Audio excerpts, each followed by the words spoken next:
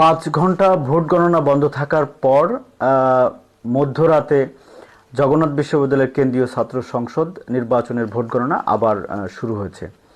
মঙ্গলবার সন্ধ্যা 7টার দিকে কারিগরি ত্রুটির কারণে ভোট গণনা বন্ধ রাখা হয়। পরবর্তী সময়ে নির্বাচনের প্যানেল ও স্বতন্ত্র ভিপি, জিএস এবং এজিএস এর প্রার্থীদের সঙ্গে আলোচনার পর মধ্যরাতে 12টার পর ভোট গণনা আবার শুরু হয়। রাত 12:30টার পর কেন্দ্রীয় নিয়ন্ত্রণ কক্ষে যকসু ভোট গণনা শুরু হয় এবং প্রথমে নৃবিজ্ঞান বিভাগের ভোট গণনা শুরু হয় এবং বিভাগটিতে 278টি ভোট পড়েছে। আপনারা জানেন যে এর আগে মঙ্গলবার সকাল 9টার দিকে বেলা 3টা পর্যন্ত, মানে 9টায় শুরু হওয়ার পর 3টা পর্যন্ত যকসু এবং হল সংসদের যে নির্বাচন সেটি শুরু হয়।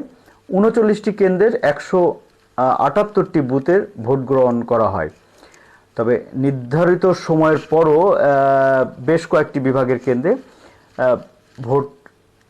ভোটারদের আর কি মোটামুটি দীর্ঘ লাইন দেখা যায়। বেশ স্বতঃস্ফূর্তভাবে নির্বাচন অনুষ্ঠিত হয়েছে এবং ভোটে দেখা গেছে যে প্রায় 65% ভোট পড়েছে। যাই হোক, দ্রুতই আশা করছি যে এই ভোটের ফলাফল পাওয়া যাবে। সুপ্রিয় দর্শক মণ্ডলী, সে পর্যন্ত ভালো থাকুন, সুস্থ থাকুন, নিরাপদে থাকুন।